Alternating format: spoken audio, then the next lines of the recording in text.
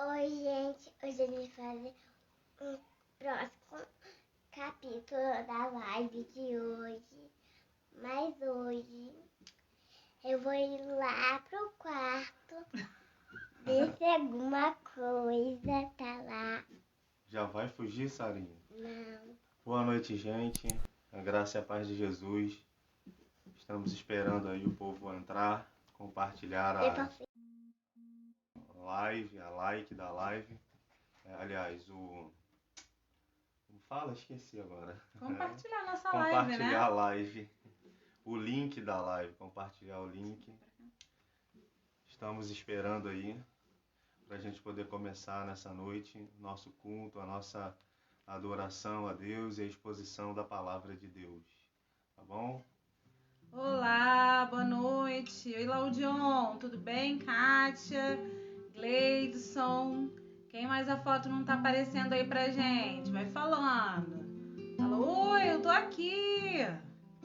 Se tiver pedido de oração, agora é a hora. Mandar agora nesse início, que a gente consegue estar vendo pra estar orando. Tá bom? Então agora você tem a chance de copiar, colar o link na sua página ou abrir sala de vídeo. Eu copio e colo, para mim fica mais fácil. Boa noite, irmão Laudião, irmã Kátia, irmão Gleidson, irmã Tatiane, irmã Girlene, sejam bem-vindos. A graça e a paz a todos.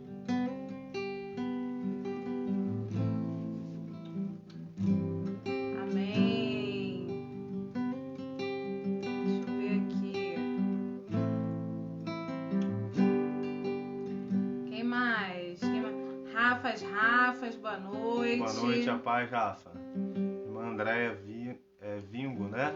Seja bem-vinda, a paz. Camisa bonita. De quem? De Lélio? Obrigado. Ah, fui eu que escolhi. Vamos orar, meus irmãos, para nós começarmos nossa live, nosso culto. Nossa irmã Heloísa, oradora oficial, vai orar para a gente poder cantar ao Senhor depois e expor a palavra de Deus. Amém. Quem tiver pedido de oração, vai colocando aí também, que daqui a pouco eu dou mais uma olhadinha pra gente estar orando, tá bom? Oi, Aline, tudo bem? Vamos lá. Senhor, nós louvamos o Teu nome, te agradecemos, Pai, por mais um dia, mais uma oportunidade que o Senhor nos deu, Senhor, de estarmos juntos em oração, aqui como igreja, Amém, Senhor. Deus. Oh Deus, pedimos que o Senhor se faça presente aqui em nosso meio, aí com os nossos irmãos, Senhor, em cada lar, em cada casa que abriu, Senhor, um espaço para que o Teu nome seja levado. Senhor, nós clamamos, Senhor Deus, que o Teu nome seja engrandecido nessa noite, que através das nossas vidas, das vidas dos nossos irmãos, o Teu reino possa crescer, Senhor, o Teu nome possa ser glorificado, Senhor Deus. Faz de nós, ó Pai, faz de nós servos Teus que levam a Tua palavra, Senhor. Usa cada um de nós, que possamos, ó Deus, ser canais de bênção do Senhor em nossas casas, em nossos lares, Senhor. Em nome de Jesus, faz prosperar o Teu reino através de nós, em nome de Jesus. Amém. Amém. Bem-vindo, presbítero Edson, irmã Lúcia, irmã Aline, os demais que chegaram enquanto a gente orava. Sejam todos muito bem-vindos. Depois nós iremos orar também pela vida da diaconisa Palmira, agradecendo a Deus por mais um ano de vida que o Senhor concede à nossa irmã nessa noite, no dia de hoje, né? Vamos cantar? Ao erguermos as mãos para adorar. Ao erguermos as mãos para adorar e clamarmos a Ti, Tu virás, nós viemos aqui te adorar, Deus e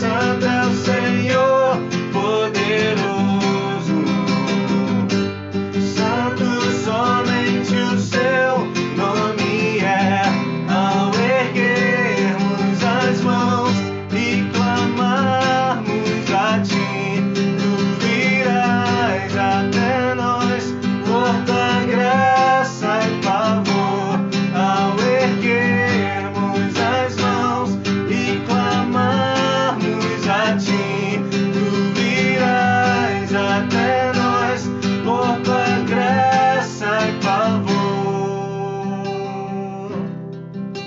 Aleluia. És tu,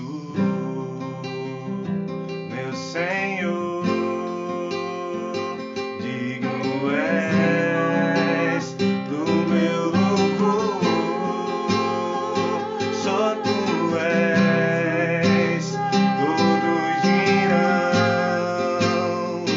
que és tu, sim, és tu.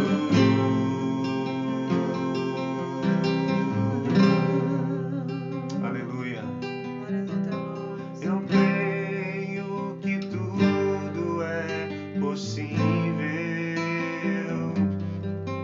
e que nada é impossível para ti. Basta uma palavra tua, os montes se removerão.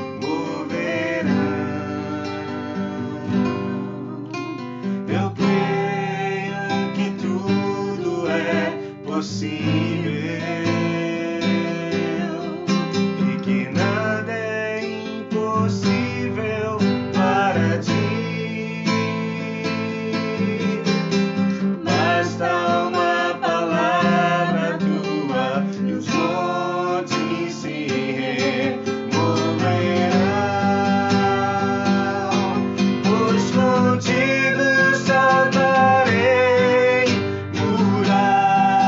muralhas e também destruirei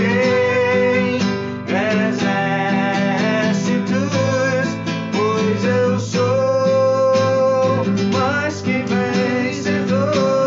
Nós somos mais que Pois vencedores. contigo Aleluia. saltarei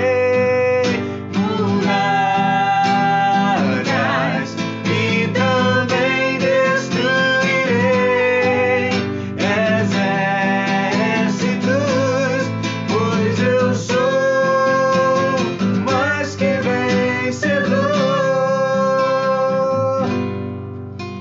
Eu creio que Aleluia, tudo é Jesus.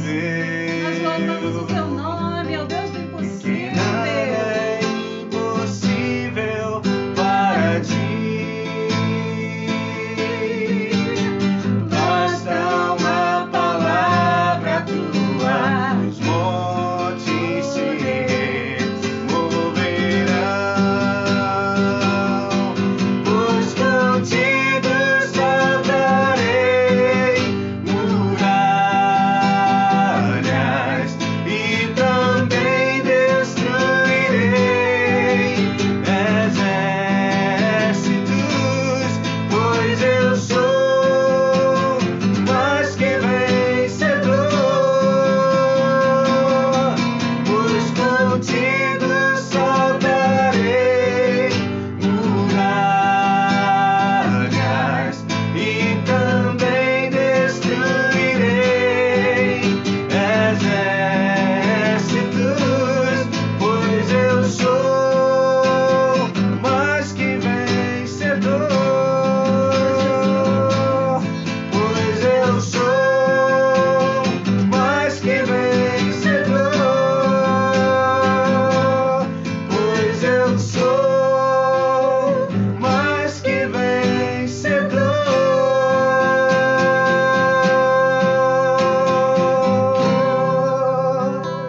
Aleluia. Glória a Deus. Posso ouvir um amém aí daqueles que são mais? Ouvir não, né? Posso ler o seu amém aí? Eita glória, aleluia. Amém daqueles Deus é que são bom. mais do que vencedores em Cristo Jesus. A Bíblia diz que nós somos mais do que vencedores em Cristo Jesus.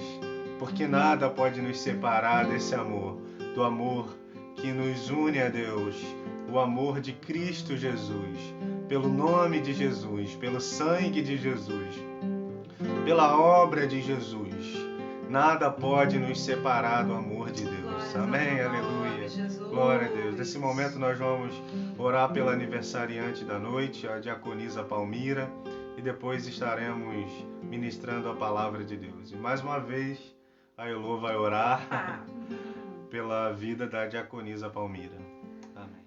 Amém. Senhor, nós louvamos o teu nome pela vida dessa mulher, Senhor, mulher guerreira de oração, ó Deus, que tem sido canal da tua bênção, sabe, Deus, para tantas famílias, tantas outras mulheres.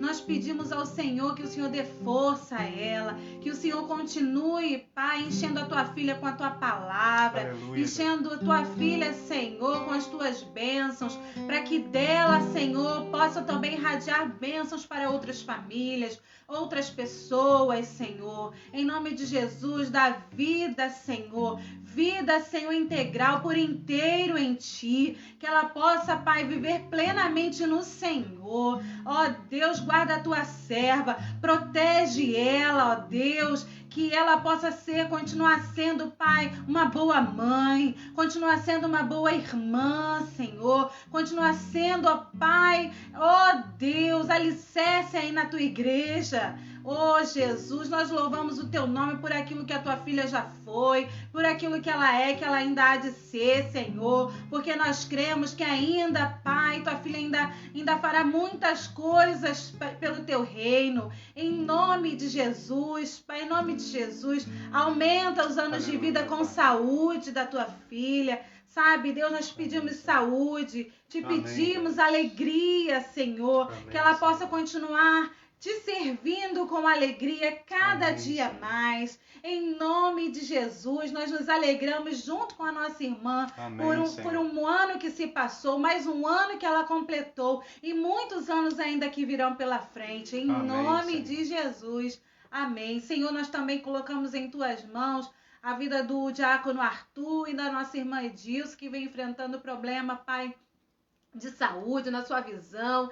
Que eles possam ser restaurados pelo Senhor. Amém, que o Senhor possa, Deus, Pai, continuar dando vitória a eles, Senhor. Amém, age, Senhor, na visão dos teus filhos. Que o Senhor possa, Pai, no nome de Jesus, estar tocando com a tua mão de poder e trazendo cura aos meus irmãos, Pai. Aleluia, em nome de Jesus. Amém, Deus. Amém. Amém, queridos.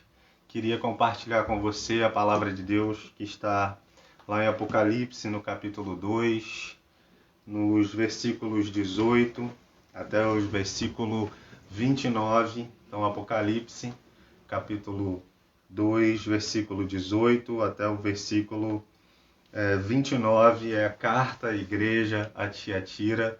Então, toda quarta-noite temos meditado sobre a carta a uma dessas igrejas, as 7 igrejas da Ásia. Nós já vimos até aqui a carta à igreja de Éfeso, a carta à igreja de Esmirna e a carta à igreja de Pérgamos. E hoje nós meditaremos sobre a carta à igreja de Tiatira. Essa mensagem, ela de hoje, vai ser dividida em 2 partes. Então hoje é carta à igreja de Tiatira, primeira parte. Quarta-feira que vem a gente termina a meditação sobre essa carta à igreja, tá bom? Então vamos ler o texto, Apocalipse capítulo 2, do versículo 18 até o versículo 29. Ao anjo da igreja em Tiatira, escreva: estas coisas diz o Filho de Deus, que tem os olhos como chama de fogo e os pés semelhantes ao bronze polido. Conheço as obras que você realiza, o seu amor, a sua fé, o seu serviço, a sua perseverança e as suas últimas obras, mais numerosas que as primeiras. Tenho, porém, contra você o fato de você tolerar que essa mulher, Jezabel, que se declara profetiza, não somente ensine, mas ainda seduza os meus servos a praticar a prostituição e a comer as coisas sacrificadas aos ídolos. Dei-lhe tempo para que se arrependesse, porém ela não quer se arrepender da sua imoralidade. Eis que farei com que fique acamada e trarei grande tribulação aos que com ela adulteram, caso não se arrependam das obras que ela incita. Matarei os seus filhos e todas as igrejas saberão que eu sou aquele que sonda mentes e corações, e retribuirei a cada um de vocês segundo as suas obras. Digo, porém, aos demais de Tiatira, a todos aqueles que não seguem essa doutrina e que não conheceram, como eles dizem, as coisas profundas de Satanás, não porei outra carga sobre vocês. Tão somente conservem o que vocês têm, até que eu venha. Ao vencedor que guardar até o fim as minhas obras, eu lhe darei autoridade sobre as nações, e com o cetro de ferro as governará, e as reduzirá a pedaços como se fossem objetos de barro. Assim como também eu recebi a autoridade de meu Pai, e eu lhe darei ainda a estrela da manhã. Quem tem ouvidos, ouça o que o Espírito diz à igreja. Vamos orar mais uma vez, queridos. Muito obrigado, Senhor, pela tua presença aqui na nossa casa e na casa de cada irmão, de cada pessoa que nos ouve nessa noite e aqueles que ouvirão a gravação depois. Somos gratos ao Senhor por tua presença, gratos pelo teu amor, por tua graça, por tua bondade e misericórdia sobre as nossas vidas, a nossa casa, a nossa família. Muito obrigado. Pedimos agora que o Senhor fale ao nosso coração, que o Senhor sopre agora o vento do teu Espírito sobre cada vida agora, sobre cada mente, sobre cada coração, que haja entendimento, compreensão da tua palavra, que haja também uma disposição no nosso coração em querer ouvir, como a tua palavra disse, quem tem ouvidos ouça o que o Espírito diz às igrejas. Nessa noite nós fazemos essa oração. Dá-nos ouvido para ouvir a tua voz, Senhor. Nós te pedimos isso. Dai-nos ouvidos para ouvir a tua voz. E um coração quebrantado e compungido, porque o Senhor diz, o teu servo Davi, que o Senhor não desprezará um coração quebrantado e compungido em tua presença. Essa é a nossa oração. Rogamos-te que fale aos nossos corações. Fale apesar de mim, que eu não seja um empecilho, um impedimento, mas que, apesar das minhas falhas e debilidades, que o Senhor fale aos nossos corações. Que assim seja, em nome de Jesus. Amém. Amém, queridos. Nessa noite, o tema da nossa meditação é lições que aprendemos com a carta à igreja de Tiatira. E as lições que aprenderemos hoje são lições a respeito de Jesus, de como Jesus se apresenta a essa igreja de Tiatira. Tem o teólogo John Stott, ele disse que a carta mais extensa é dirigida à cidade menos importante das 7 cidades que receberam cartas de Jesus, o Senhor da igreja. Então, para John Stott, essa era a cidade menos importante, porque não havia ali como que eu posso dizer? Essa cidade não era uma cidade assim que era tão importante para o Império Romano, não era uma cidade assim com marcas de culto ao imperador Augusto César, não havia ali adeptos, muitos adeptos do culto ao imperador, assim como havia nas outras cidades, em Éfeso, em Esmirna, em Pérgamos. Não havia o culto, uma frequência grande ao templo e culto ao imperador como nas outras cidades haviam. Essa cidade também não era tão importante no que diz respeito como colônia romana para o Império Romano. Essa cidade não havia tanta importância como as outras 6 cidades ali a quem o Senhor escreve cartas, mas é a carta maior, é a que recebe a carta com mais conteúdo, é essa igreja de Tiatira.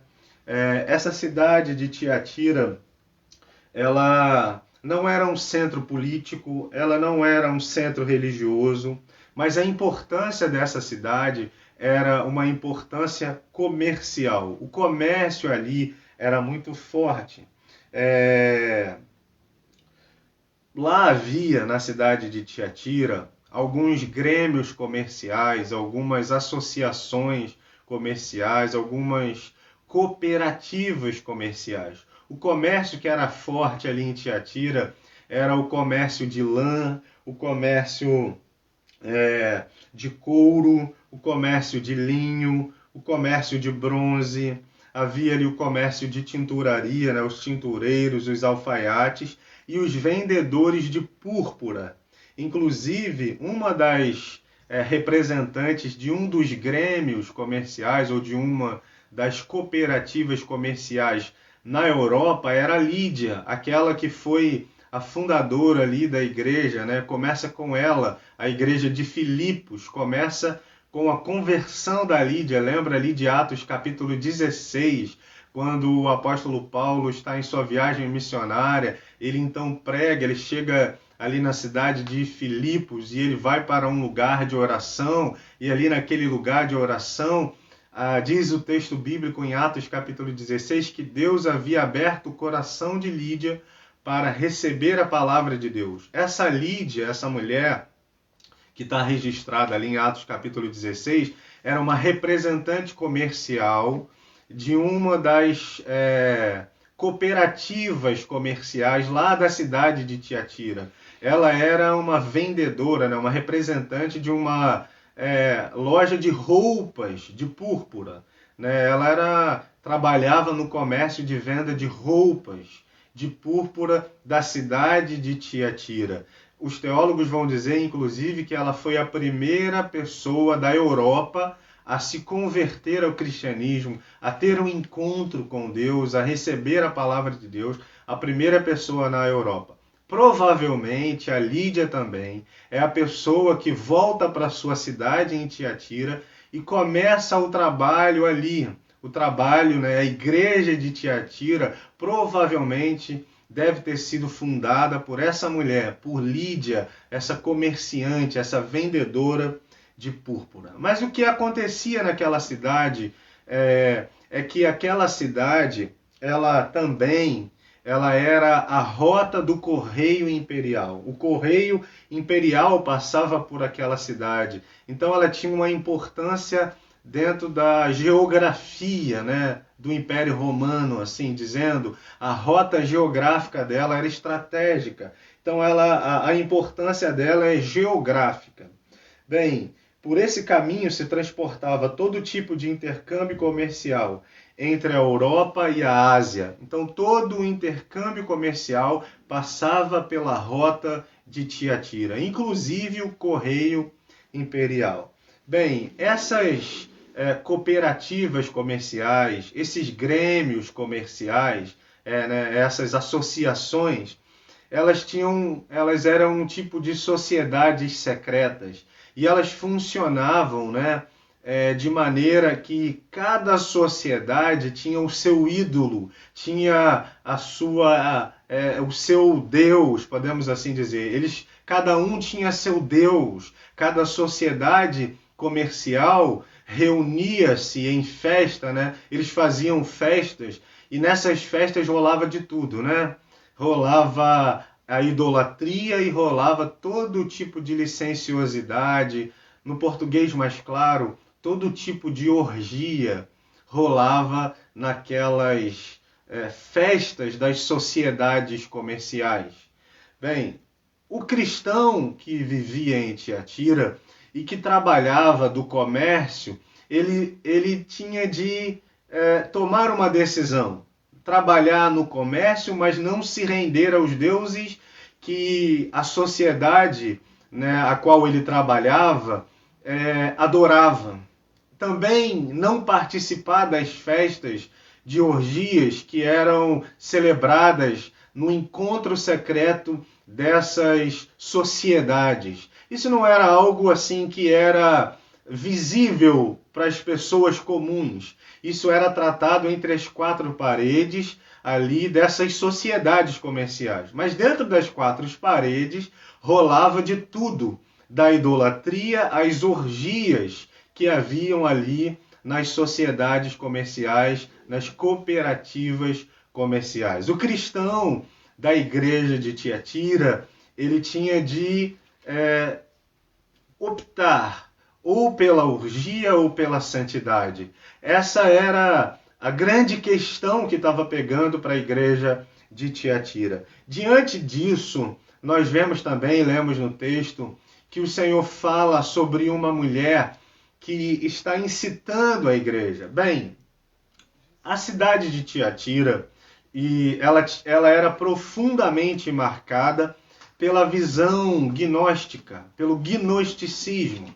E o gnosticismo, ele ensinava, você já deve ter escutado eu falar disso, o gnosticismo, ele ensinava que aquilo que você faz no seu corpo, na sua matéria, não influencia o seu espírito.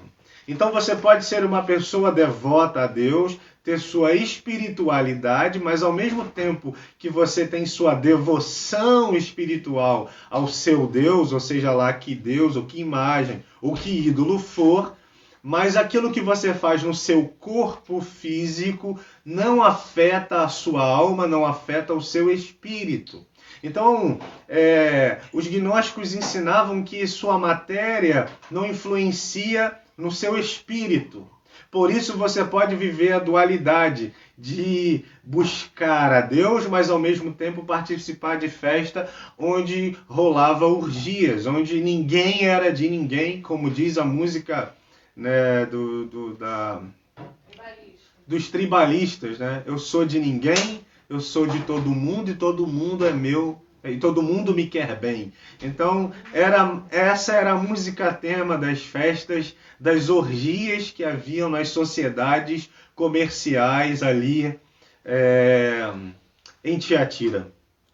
E aí, a igreja que está diante desse dilema entre andar em santidade e participar de uma sociedade secreta, porque se você fosse um vendedor ali, de qualquer tipo de situação, né? Se você fosse vendedor de linho, se você fosse vendedor de roupas de púrpura, se você fosse vendedor de couro, se você fosse alfaiate, seja que área do comércio, se você não participasse de uma sociedade dessa comercial, você estava fadado ao fracasso. Então, se você quisesse ter prosperidade como vendedor, seja de que área comercial fosse, você precisava, indubitavelmente, fazer parte de uma dessas sociedades comerciais. E a igreja, os cristãos de Tiatira, sabiam que essas sociedades adoravam os falsos deuses e que tinha imoralidade sexual ali muito latente nas festas que elas faziam. E aí a igreja tem de lidar com isso. E aí aparece no meio da igreja uma falsa profetisa que Jesus chama ela de Jezabel. E o Senhor vai dizer que ela é uma falsa profetisa e que ela leva o povo a conhecer as coisas mais profundas de Satanás. Diz o versículo 24, lá na parte B, ele diz isso: digo, porém, aos demais de Tiatira, a todos aqueles que não seguem essa doutrina e que não conhecem e que não conheceram, como eles dizem, as coisas mais profundas de Satanás. Como é que essa falsa profetisa, que o Senhor chama de Jezabel, não que o nome dela fosse Jezabel, mas ela representava aquilo que Jezabel lá no Antigo Testamento representou. Quem foi Jezabel no Antigo Testamento? Foi a mulher do rei Acabe, a mulher que perverteu a espiritualidade de Israel, que tirou Israel da adoração ao Deus verdadeiro e levou Israel à adoração a Baal e a outros deuses, que levou Israel a se desviar da caminho de Deus e levou Israel a perverter o seu caminho espiritual, a se afastar de Deus. Essa é a função dessa mulher na igreja de Tiatira. Por isso Jesus chama ela de Jezabel, não que o seu nome fosse Jezabel, ou que ela fosse a reencarnação de Jezabel, não. É simplesmente que ela funciona da mesma forma que Jezabel funcionou para Israel. Essa mulher, então, ela vem e vai perverter a igreja de Tiatira. De que maneira? Alguns, não toda a igreja, mas alguns daquela igreja seria pervertido, né, teria sua fé abalada por causa dessa mulher. Porque essa mulher vem e traz o ensino do gnosticismo, que nós lemos aqui, essas doutrinas, né, diz o versículo 24. Essas doutrinas, que doutrinas? Que levam a conhecer as coisas mais profundas do diabo, de Satanás. Que coisas mais profundas é essa? Como essa mulher fez para que os falsos ensinos do gnosticismo entrassem na igreja de Tiatira? Como é que essa mulher fez? Ela fez o seguinte, ela começou a ensinar que como é que você pode vencer o pecado sem experimentar o pecado. É isso. Ela começa a ensinar para o povo, olha, que você faz a mesma coisa que o gnóstico vivia e o gnosticismo pregava, que aquilo que você faz no corpo não afeta o seu espírito. E aí ela começa a disseminar no meio da igreja de Tiatira o seguinte, aquilo que você faz no corpo não afeta o seu espírito. E ele começa a dizer o seguinte, ela começa a dizer o seguinte, a pregar o seguinte, como é que você vai vencer o pecado sem experimentar o pecado? Como é que você vence a imoralidade sexual sem experimentar as orgias? Você só pode dizer que venceu aquilo que você experimentou. E ela começa a disseminar isso pela igreja. E ela vai afetando a igreja. E por conta disso, o Senhor escreve essa carta a essa igreja. E aí, como é que o Senhor se apresenta a essa igreja de Tiatira? No primeiro momento, nós falaremos sobre isso. Hoje, falaremos sobre como Jesus se apresenta a essa igreja de Tiatira, que vive esse dilema entre a santidade e a imoralidade sexual e a idolatria, aos prazeres da carne e a santidade. Como é que Jesus se apresenta a essa igreja que vive esse dilema e que começa agora a experimentar essa falsa doutrina entrar dentro dessa igreja? Bem, Jesus se apresenta a essa igreja como aquele que conhece o íntimo dessa igreja. O versículo 18, que nós lemos agora há pouco, diz assim, ao anjo da igreja em Tiatira, escreva. Estas coisas diz o Filho de Deus, que tem os olhos como chama de fogo, e os pés semelhante aos bronzes polido. Note que tem os olhos como chamas de fogo. Irmão, Jesus não é um monstro, né? É por isso que eu digo que o Apocalipse, nós percebemos o Apocalipse em muitas vezes como linguagem figurada, né? Jesus o olho de Jesus não é uma bola de fogo, mas ele diz que tem olhos como chamas de fogo. Por que olhos como chama de fogo?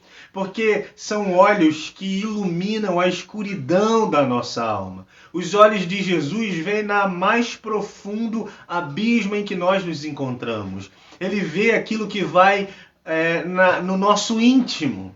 Então Jesus se apresenta como aquele que conhece o íntimo, as profundezas da igreja. Ele conhece o coração dessa igreja. Ele conhece a intenção do coração. Ele conhece as razões do coração. É isso que ele diz, ele se apresenta como aquele que conhece o íntimo. Você vê em Apocalipse 1, versículo 13, que Jesus se apresenta como aquele que está no meio da igreja. Depois, em Apocalipse 2, versículo 1, Jesus também é aquele que anda no meio, ele passeia pelo meio da igreja. Depois, aqui no versículo 19, 2,19, Apocalipse 2,19, ele é aquele que conhece as obras da igreja. Diz assim o versículo 19, conheço as obras que você realiza. Então ele conhece tudo, ele sabe tudo, ele vê tudo, porque ele está no nosso meio, passeia entre nós e enxerga o que vai no nosso coração. Isso me faz lembrar daquela passagem que está lá em Marcos capítulo 2, do versículo 1 até o versículo 12. Marcos vai dizer, relatando a história de Jesus, que Jesus ele tinha acabado de chegar em casa, em Cafarnaum. Jesus estava morando em Cafarnaum. Você sabe que Jesus ele nasceu em Belém, foi criado em Nazaré. Por isso ele era conhecido como Jesus de Nazaré. Mas quando Jesus ele é batizado por João Batista e o Espírito Santo desce sobre ele em forma de pomba, e o Pai declara que ele é o seu Filho amado ali no Rio Jordão, e então ele é selado pelo Espírito, ungido pelo Espírito para cumprir sua missão, o Espírito pega ele, leva ele para o deserto, ele é tentado e ele volta e começa seu ministério. E quando ele começa o ministério, Jesus então vai morar em Cafarnaum. Ele mora ali. E Jesus então, em Marcos capítulo 2, ele está em casa, ele chega em casa. E uma multidão corre ao encontro de Jesus, corre para ver Jesus, para ouvir Jesus pregar, para ser curado, para ser abençoado, para estar perto de Jesus. Era o começo. Eles estavam extasiados, as multidões estavam extasiadas diante de Jesus. Não tinha o Covid-19, então eles podiam se aglomerar. E diz o texto ali em Marcos capítulo 2 que a casa de Jesus estava lotada, abarrotada. E que 4 homens estão indo em direção à casa de Jesus. E eles veem um homem paralítico, aleijado, que estava ali numa maca. Eles então pegam aquele homem e levam aquele homem até Jesus. E chegando na casa de Jesus, não tem como entrar pela porta, não tem como entrar pela porta da frente, não tem como entrar pela porta dos fundos, não tem como entrar pela janela.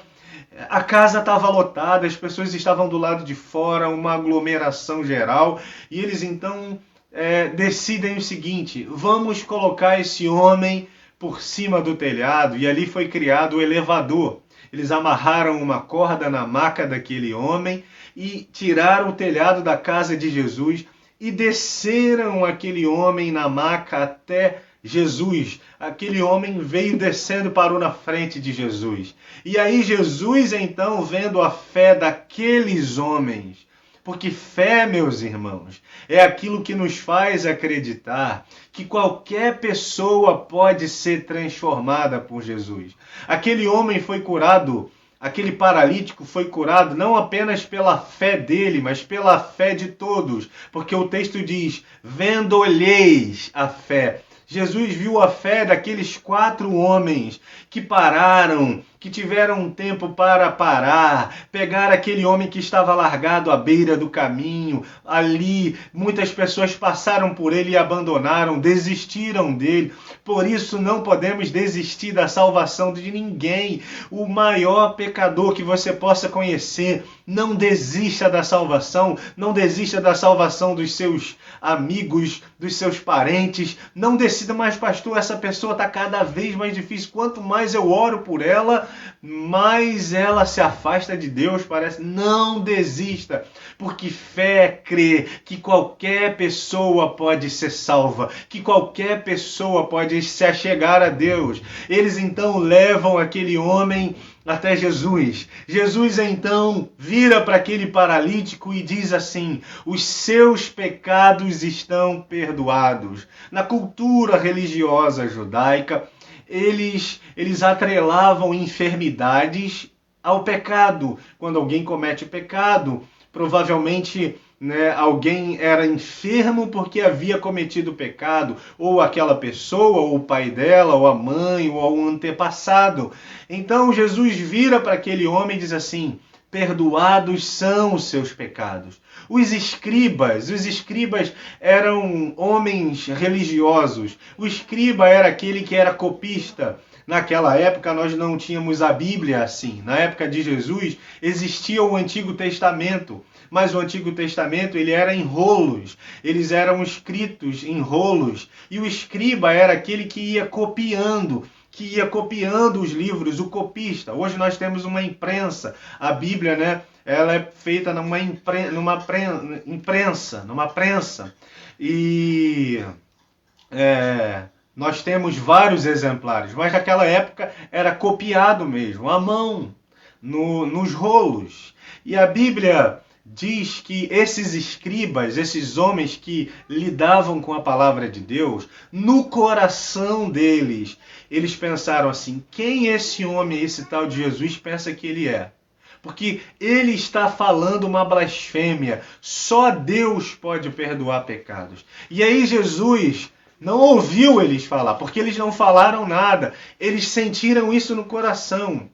Eles pensaram isso no coração. E a Bíblia diz que Jesus, vendo o coração, conhecendo, porque ele tem olhos como chamas de fogo. Ele vê a escuridão da nossa alma. Ele viu a escuridão do coração daqueles escribas e disse para eles: o que é mais fácil dizer? Perdoados estão os seus pecados, ou levanta e anda? Mas para que vocês saibam que o Filho do Homem tem autoridade sobre a terra para perdoar pecados. Ele se vira para o paralítico, ele diz: levanta e anda, toma o teu leito e anda. E aquele homem imediatamente foi curado. Mas a grande lição é: o coração daqueles homens, a escuridão que estava no coração daqueles homens, se descortina diante dos olhos de Jesus. Não há nada que possamos fazer no oculto que Jesus não enxergue. Ele está no meio da igreja. Ele passeia entre a igreja. E ele vê o coração da igreja. Sabe as intenções do coração. Sabe até mesmo quando fazemos alguma coisa para Deus, entre aspas, porque quando fazemos para Deus, não esperamos os aplausos, porque o que fazemos para Deus e recebemos glória nessa terra, não haverá coroa no céu. Por isso, aquilo que fazemos nessa terra, devemos fazer de fato para Deus, não esperando aplausos dos homens, não esperando as honras dos homens, mas esperando a coroa, o galardão que ele tem para nós no céu. Por isso, todo aquele que faz alguma coisa para Deus com segundas intenções, Deus vê o coração. Deus conhece. Jesus então se apresenta dizendo: eu sei que vocês fazem no oculto. É como aquele filme, eu sei que vocês fizeram no verão passado. Esse é Jesus. Ele sabe o que fizemos. Ele sabe as intenções do coração. Ele sabe as intenções que vão dentro da gente. Ele sabe os maus desejos que temos. Ele vê. Ele se apresenta como aquele que conhece o íntimo da igreja. Ele também se apresenta como aquele que faz a distinção das pessoas que são fiéis a Deus e daqueles que são infiéis a Deus. Então, Jesus se apresenta assim, como aquele que conhece quem é fiel a Ele e aquele que é infiel a Ele. Olha o que diz o versículo 24.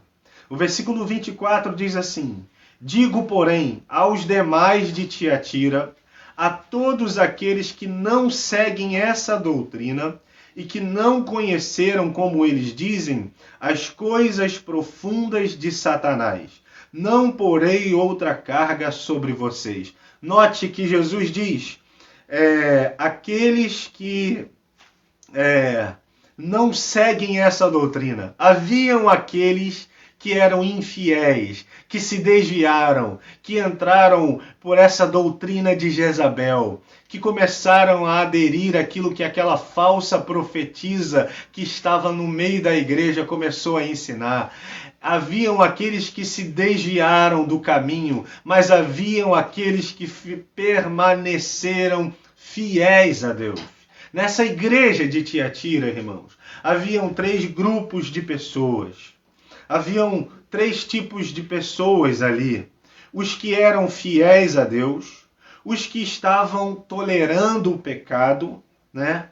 Diz o versículo 20, olha o que diz o versículo 20. É o grupo daqueles que toleravam o pecado.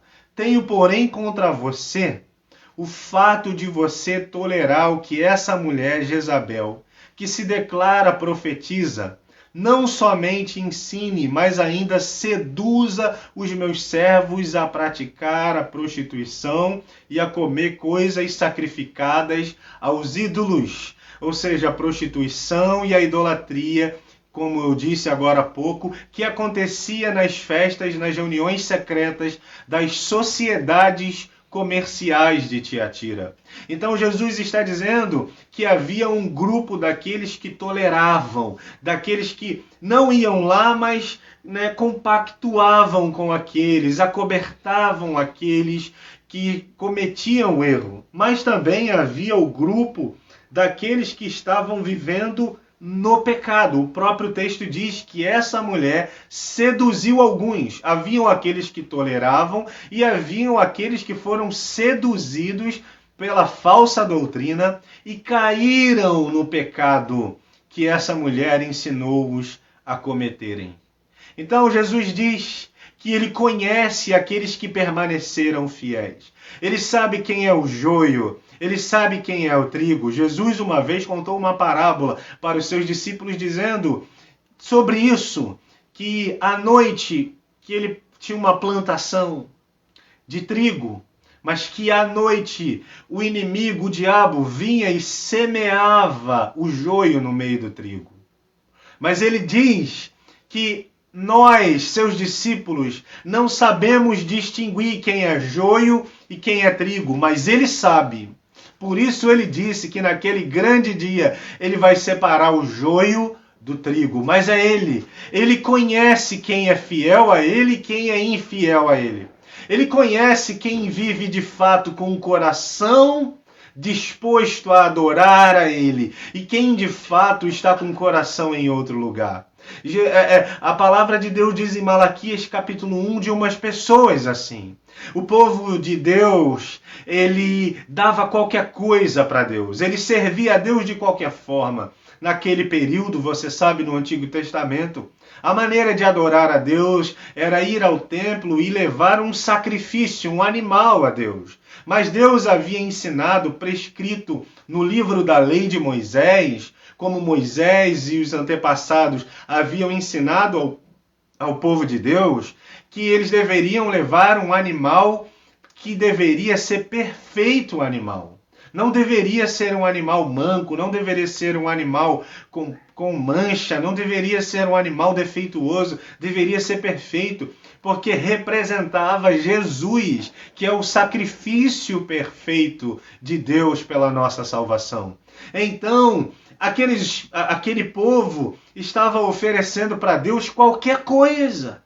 E ali o profeta Malaquias declara aos sacerdotes e ao povo dizendo que Deus diz assim: tomara que alguém fechasse a porta do templo para que vocês não sacrificassem a mim, porque eu tenho em toda a terra gente que adore o meu nome. Deus estava dizendo para o seu povo naquele período, através do profeta Malaquias, que aquele povo servia a Deus de qualquer maneira, que aquele povo dava sobra para Deus, dava resto, dava qualquer coisa, e que Deus sabe, que Ele vê, Ele sabe quem tem um coração de fato voltado para a sua obra, e sabe aquele que vive de aparência. Ele sabe distinguir o joio do trigo, Ele sabe distinguir aquele que permanece fiel daquele que compactua com o erro e daquele que vive no erro. Ele sabe distinguir.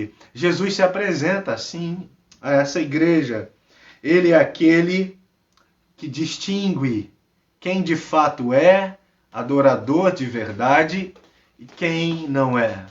Quem levanta as mãos para adorar, canta louvores dos seus lábios, mas o seu coração está longe de Deus. Ele sabe, ele distingue entre essas pessoas. Uma outra maneira como Jesus se apresenta a essa igreja ele se apresenta como aquele que reconhece as qualidades da igreja. Se por um lado, nessa igreja, haviam pessoas que estavam flertando com o pecado e caindo no pecado, e havia também aqueles que não estavam lá, mas que apoiavam, que encobertavam aqueles que estavam no pecado, por outro lado, essa igreja também era uma igreja viva. Tinha muitos irmãos ali que eram sinceros, eram fiéis, que permaneceram fiéis a Deus, que tinham suas qualidades. Era uma igreja esplêndida.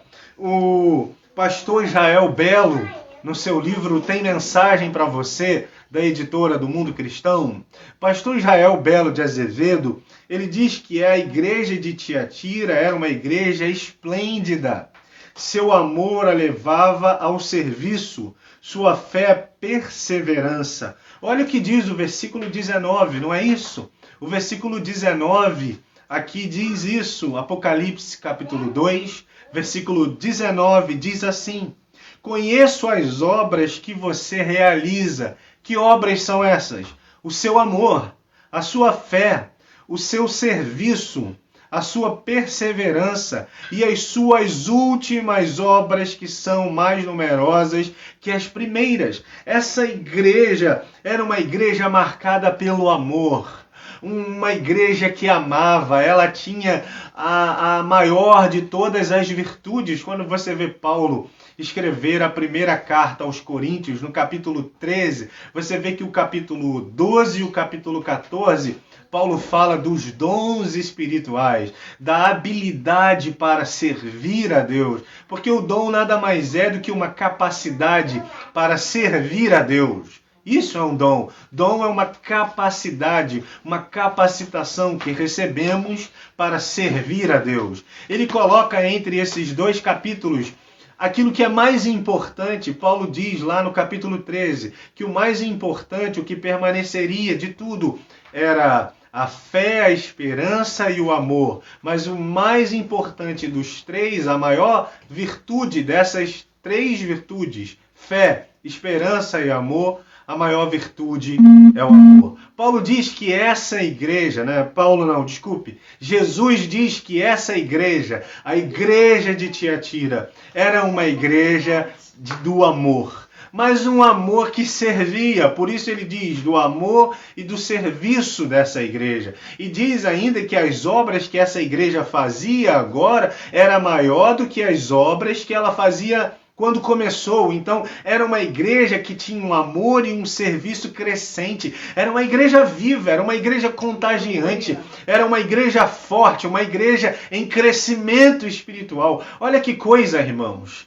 É uma igreja com qualidades, mas uma igreja que tem pecado, representando a gente, porque não tem igreja perfeita. Talvez você que esteja vendo agora, ou que vai ver depois, pensa assim: porque tem defeito na igreja. Toda igreja tem defeito. Não existe igreja perfeita, porque igreja é feita de gente, e nós como gente, nós aprendemos a ser gente à semelhança de Adão. Mas glória a Deus, estamos em processo de santidade, de santificação, e nesse processo estamos aprendendo a ser gente igual a Jesus de Nazaré.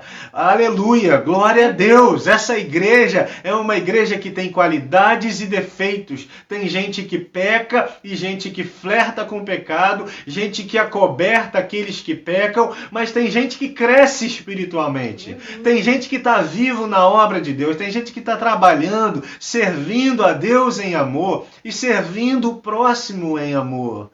E é uma igreja também que tem uma fé que a leva à perseverança. Só é possível perseverar através da fé. O que te leva a perseverar é a fé, porque a fé é a fidelidade a Deus, é permanecer confiando naquilo que Deus te disse, mesmo quando tudo é contrário, mesmo quando você respira ameaças de morte, mesmo quando você passa por provações e tribulações, você permanece fiel a Deus. Então, o que te faz permanecer é a fé em Deus. Essa era uma igreja crescente na fé, crescente no amor, crescente no serviço, crescente na fé e na perseverança. Uma igreja que tinha uma efervescência espiritual, uma igreja viva de verdade.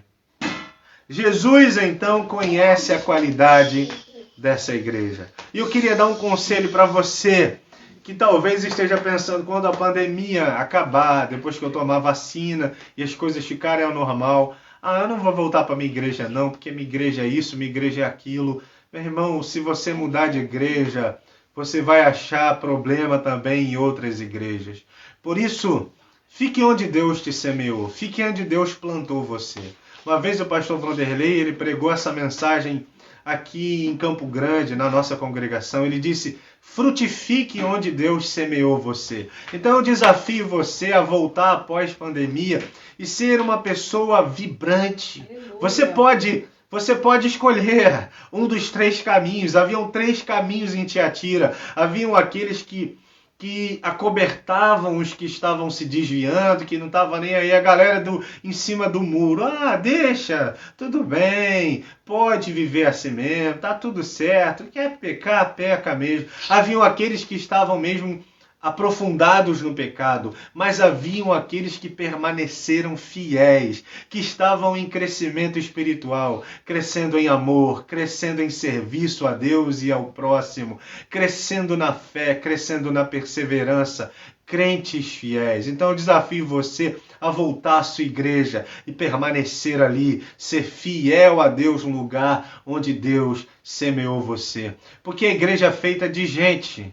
E somos nós que fazemos a igreja. Nós. Porque se nós formos crentes melhores, nossa igreja será melhor. Amém. Se o pastor for melhor, a igreja será melhor. Se os crentes forem melhores, a igreja será melhor. Se o pastor amar mais, se você amar mais, sua igreja será uma igreja que ama. Se você servir a Deus, sua igreja será uma igreja que serve. O que acontece é que nós esperamos os outros fazerem as coisas. O que acontece é que ninguém trocou água, ninguém fez isso, ninguém arrumou a igreja, ninguém fez aquilo. Nós ficamos procurando alguém que faça. Seja um voluntário, seja alguém que se dispõe a fazer. Seja você aquele que diz: precisa de amor, eu estou aqui para amar. Precisa de serviço, eu estou aqui para servir. Precisa de fidelidade, eu quero ser esse crente fiel. Precisa de gente que persevere na luta. Vou estar aqui, vou orar, vou jejuar, vou evangelizar, vou junto, vou compartilhar as lives da minha igreja, vou semear a palavra de Deus, vou fazer propaganda do evangelho, do reino de Deus, vou semear a palavra de Deus. Seja alguém assim. Jesus vê a qualidade dessa igreja. Quarto lugar, a quarta maneira como Jesus se apresenta, está no versículo 18, que nós lemos. Jesus se apresenta como o Filho de Deus. Amém. Versículo 18 diz assim: ao anjo da igreja em Tiatira escreva: estas coisas diz o Filho de Deus. Jesus se apresenta como o Filho de Deus. Jesus está invocando para si. Jesus está buscando para si a prerrogativa de Filho de Deus.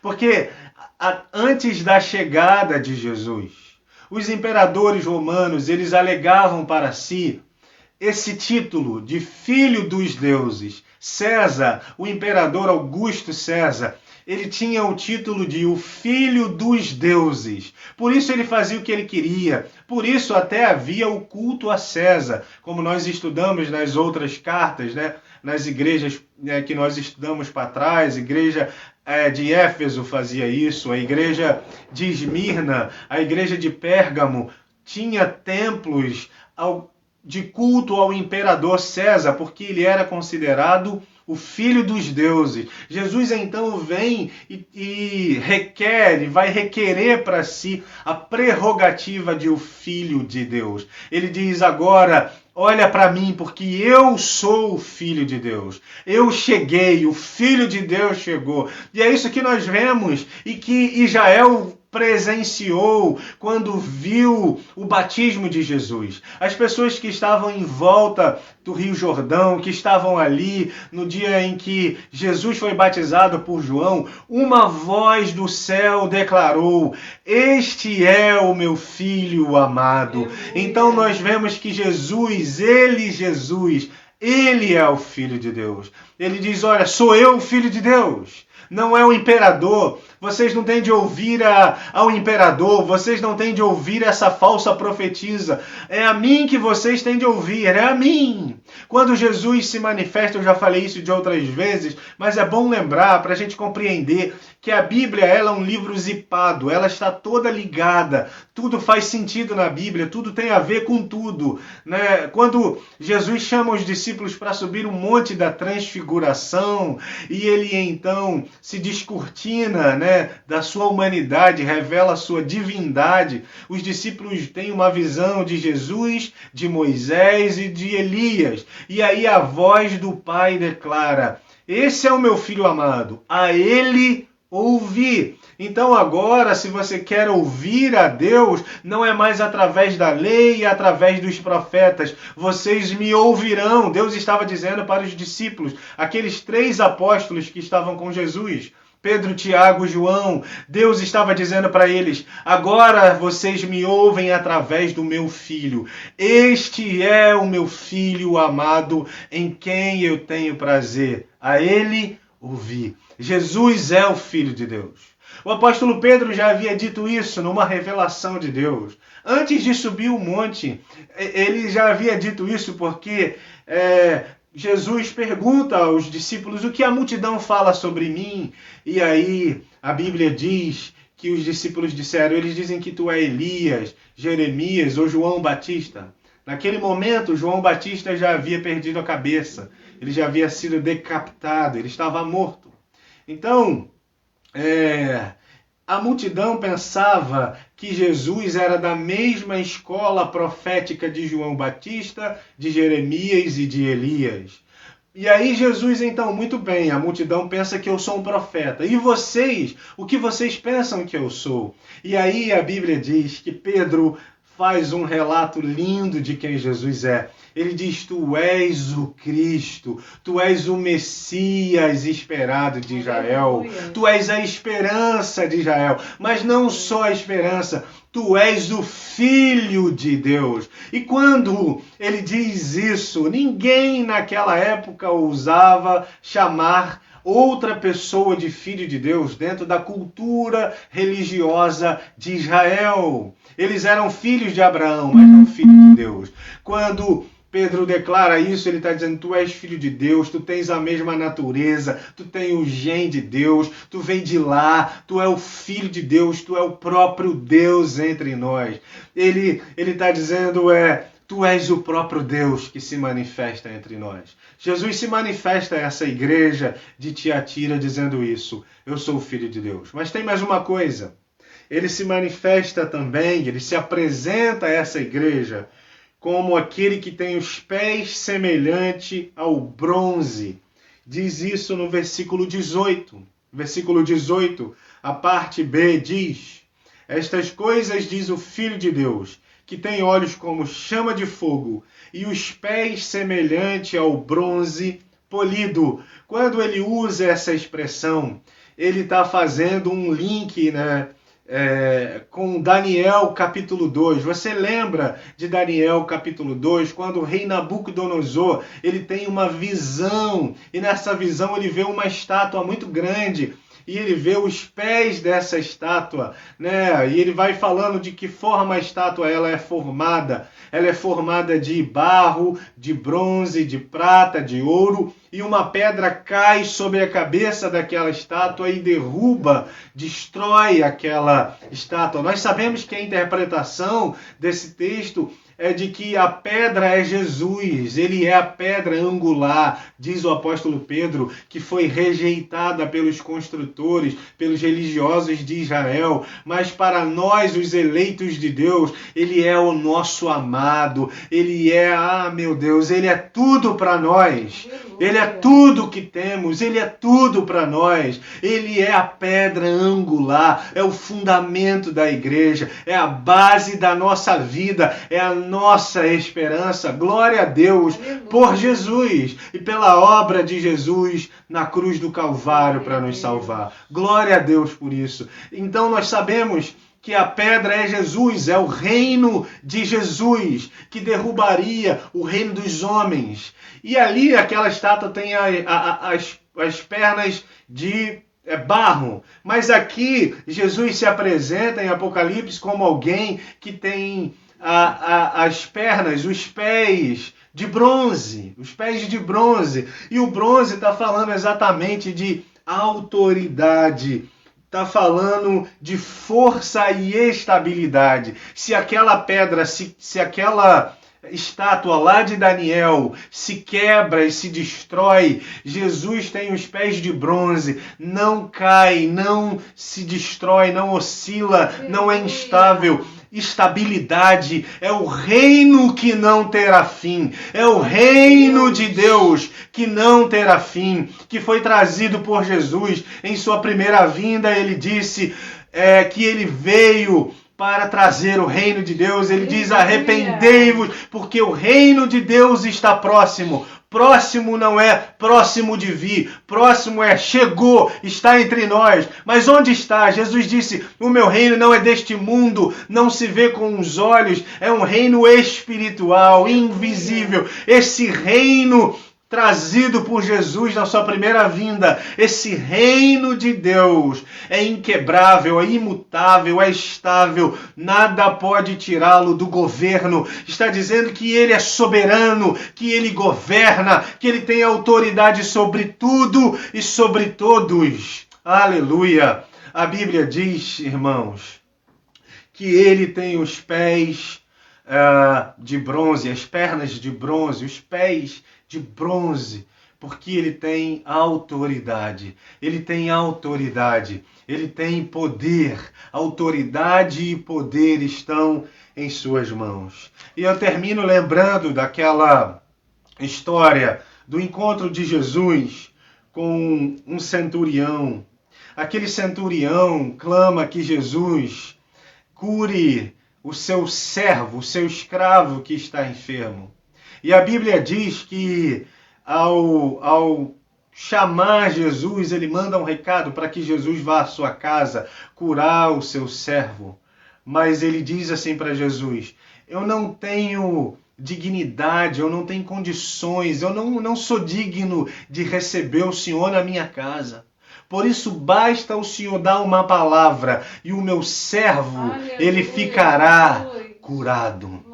A Bíblia diz que aquele homem reconheceu a autoridade. Ele disse: Senhor, Jesus, eu tenho homens sobre os meus sobre a minha autoridade, que estão debaixo da minha autoridade. Eu digo para esses homens, para os soldados: vai, eles vão, vem, eles vêm, e eu sei que o Senhor tem autoridade, mas não era apenas autoridade sobre pessoas, mas também autoridade sobre a natureza das pessoas, autoridade sobre enfermidades, autoridade sobre espíritos malignos, autoridade sobre as coisas naturais e sobrenaturais. Aquele homem reconhece que Jesus tem autoridade e ele então diz: basta uma palavra. Jesus então libera a palavra e aquele homem fica curado. Bem, esse é Jesus. Aquele que tem autoridade sobre tudo. Ele é o Senhor soberano. O seu reino não terá fim.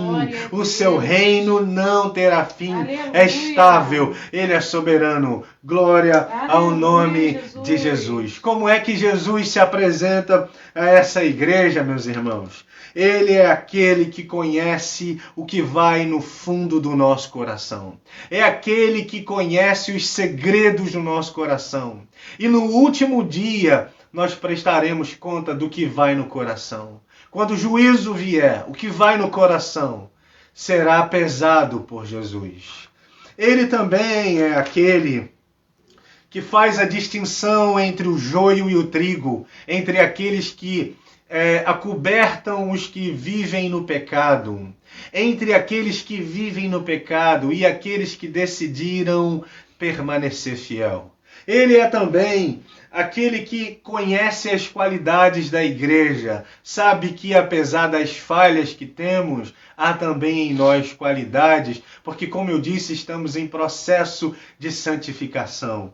Ele é também o Cristo, o Filho de Deus, aleluia, aquele que de fato fala em nome de Deus. Aleluia. E ele é aquele que tem os pés de bronze, cujo o seu reino não terá fim. Soberano, governa. Ele é soberano. Glória ao nome do Senhor Jesus. Amém? Que Deus abençoe sua vida. Eu queria orar com você nessa noite, eu queria terminar, né? Mas antes de terminar, eu queria fazer essa oração.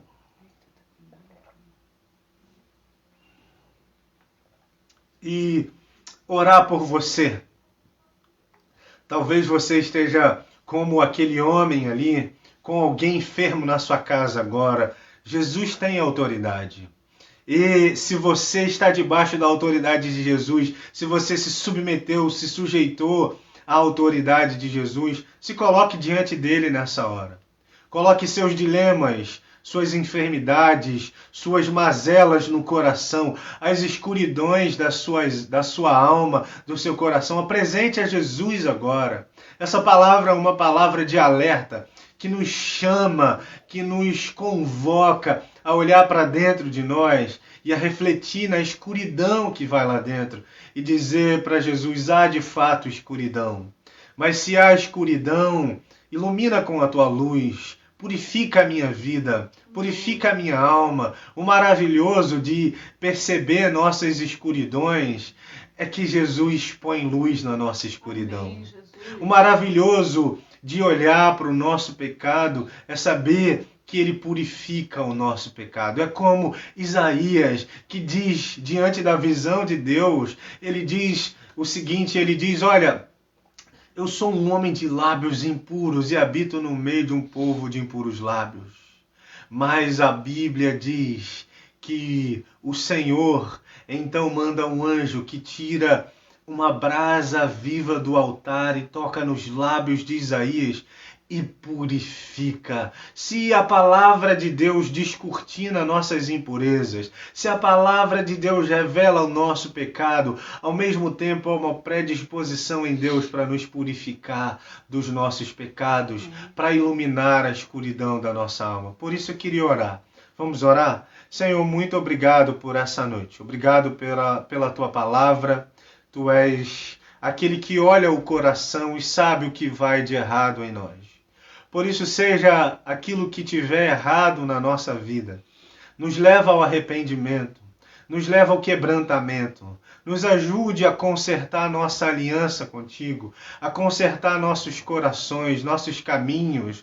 Às vezes estamos em descaminhos, nos traz de volta para o caminho. Senhor, ó Pai, no nome de Jesus, toma nosso coração, toma nossa alma, toma aquilo que vai dentro de nós. O Senhor vê, o Senhor conhece, não tem como mentir para o Senhor, não tem como ser hipócrita diante do Senhor. Nada foge o teu olhar, nada pode fugir dos teus olhos de chamas de fogo. Senhor, por isso, em nome de Jesus, nos leva ao arrependimento, Senhor. No nome de Jesus, Pai, toma o nosso coração em tuas mãos. Senhor, também nós nos submetemos à tua autoridade. Tu és o Cristo, tu és o Filho de Deus, tu és aquele que tem os pés como bronze reluzente, tu és aquele que é soberano, governa, tem autoridade. Por isso, Senhor, clamamos diante de ti, Senhor. Seja aquela pessoa que está enferma, aquela pessoa que precisa de um milagre, de um toque, de uma visitação, de uma bênção. Toca nessa hora, visita nessa hora, opera um milagre. Tu és soberano, tu tens autoridade, tu tens todo o poder. Por isso, Senhor, eu te peço, Senhor, que a tua graça seja derramada sobre o teu povo. Em nome de Jesus. Amém. Amém. Glória a Deus. Queria corrigir um negócio aqui que eu falei errado. Pastor Vanderlei deu a planta lá em Daniel. Falei que a pedra cai sobre a cabeça da estátua, mas a pedra bate sobre os pés da estátua, quebrando os pés da estátua. Tá bom? Obrigado, Pastor Vanderlei, por me relembrar isso aí. Mas eu queria terminar, ainda falta 5 minutos para o jogo do Flamengo, eu sei que você vai ver, mas eu queria terminar cantando uma canção para a gente celebrar o nome de Jesus nessa noite. Aguenta aí só um pouquinho, 1 minuto, vamos exaltar o nome de Jesus.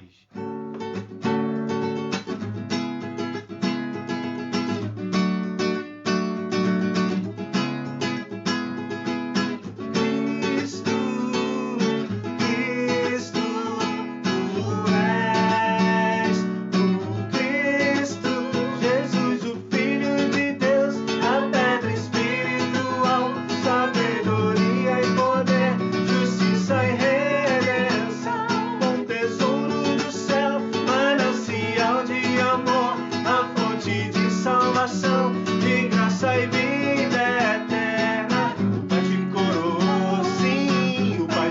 exaltou com o nome sobre todo nome, para que todo joelho se dobre, para que toda língua confesse que tu és Jesus Cristo, Senhor, que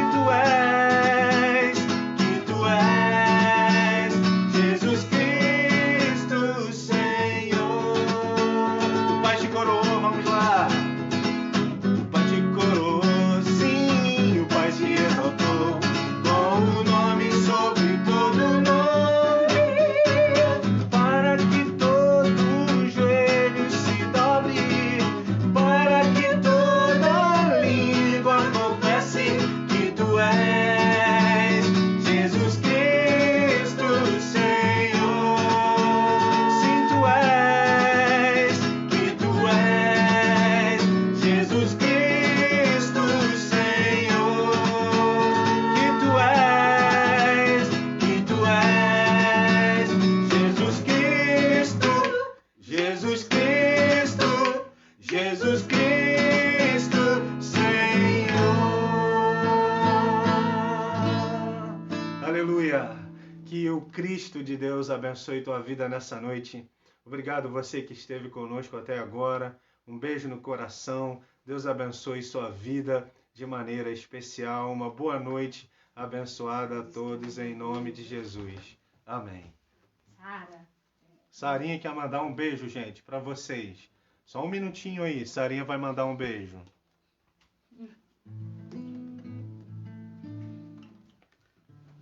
Tchau, gente. Boa noite. Beijo no coração de todo mundo. Parabéns, Palmira. Fica com Deus. Depois da pandemia, vamos ter um bolinho, né? Vem, Sarinha.